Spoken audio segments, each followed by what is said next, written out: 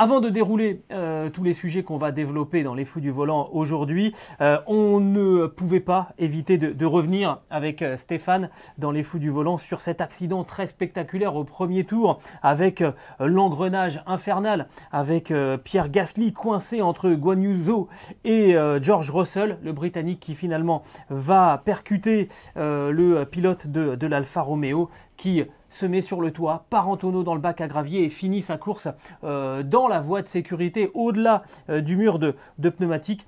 Les personnes présentes dans la voie de sécurité ont eu le bon réflexe, hein. C'est évidemment toujours de regarder ce qui se passe en piste et de s'écarter très très vite. On n'est pas passé loin d'un drame, clairement. Alors, pour ceux qui n'ont pas vu ces images, et c'est simple, hein, vous tapez sur n'importe quel moteur de recherche et vous allez revoir ces images. On a quand même le sentiment, Stéphane, d'être passé tout près d'une énorme catastrophe. Oui, Guan Yu Zhou l'a dit lui-même, le halo m'a sauvé la vie. C'est une preuve de plus que la sécurité avance. On l'avait vu avec Romain Grosjean, fin 2020, je crois. Il a des caractéristiques quand même de solidité Ouais, il y a des chiffres qui sont quand même spectaculaires. assez tout à fait. C'est une pièce de 7 kg, tout en titane, avec quelques matériaux, je dirais, complémentaires, mais en minorité dans l'alliage. Et cet arceau est fait pour résister en fait à un poids de 12 tonnes. Donc clairement, là-dessus, une Formule 1 qui fait 800 kg plus le pilote, ça fait à peu près 900. Donc c'est largement suffisant, on va dire. Et puis, j'ajouterais aussi que dans tout ce dispositif, maintenant, eh bien, la FIA va pouvoir analyser ce qui s'est passé précisément parce que en face du pilote, il y a une caméra qui enregistre à raison de 400 images par seconde pour analyser rétrospectivement ce qui se passe sur des événements comme celui-ci. Et la FIA va encore tirer des enseignements et à n'en pas manquer, à n'en pas douter de cet accident pour aller encore vers plus de sécurité. Pour faire rapide, hein, parce qu'on ne va pas y passer 20 minutes sur ce sujet, hein, ça a été vraiment beaucoup montré.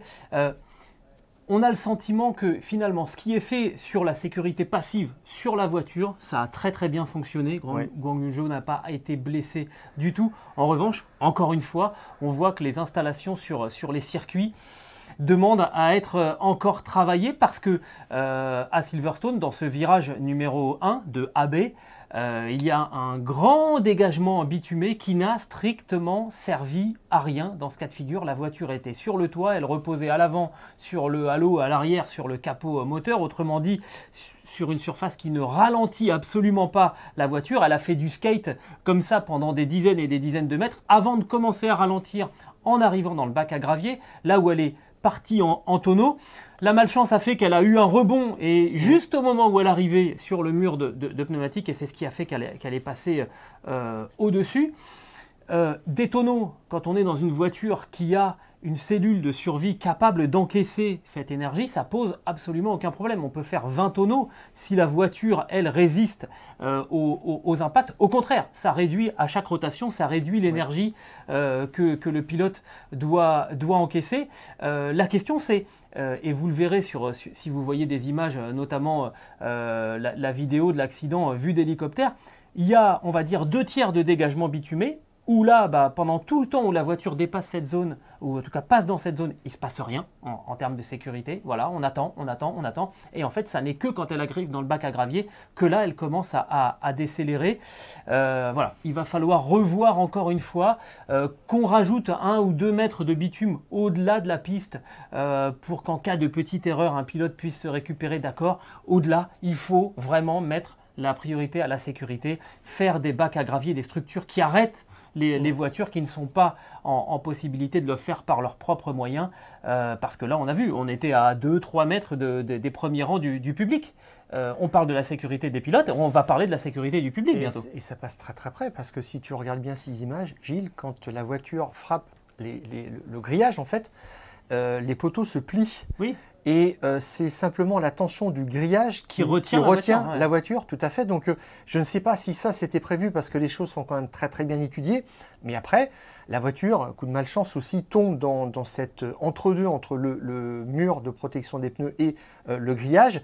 Et on se retrouve dans un nouveau cas de figure où là où il faut aller chercher le pilote. Ouais, effectivement, s'il avait été, voilà, c'est ça. S'il avait fallu le secourir en quelques secondes, en 1 ou 2 minutes, eh bien, on n'aurait pas pu. Ouais. Bon, alors ça, c'est encore à réfléchir, à voir. Mais je dirais, derrière ce grillage, je crois qu'il y a 4 personnes qui ont très peur aussi.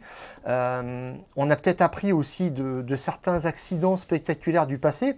Donc, il y a moins de gens maintenant dans ces zones qui sont sensibles. Et c'est vrai que là, on est tout droit sur un gros freinage. Donc, au premier virage d'un départ de Grand Prix de Formule 1. Tout à fait. Donc il y avait encore ces personnes-là qui étaient là. Heureusement, il ne s'est rien passé, mais on aurait pu aussi avoir une roue perdue dans le public.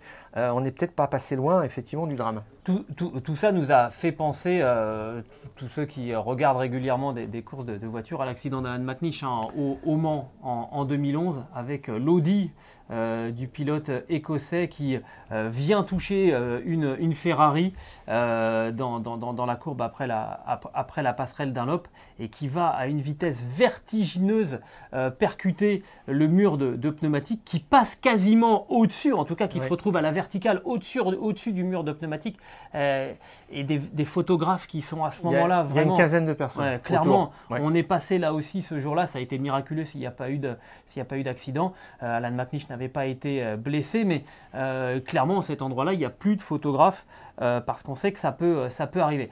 Voilà, ça a contribué vraiment, je dirais, à nous mettre dans un état un petit peu de sensibilité sensorielle parce que là, on s'était dit vraiment, on est passé tout près d'un accident mortel. Il faudra revoir de nouveau des choses, on va faire avancer la sécurité, clairement, les dégagements bitumés. Il va vraiment falloir y réfléchir clairement. Et puis alors bon, quand même ça se termine bien puisqu'on devrait voir Guan Yu Zhou en piste ce week-end à Spielberg.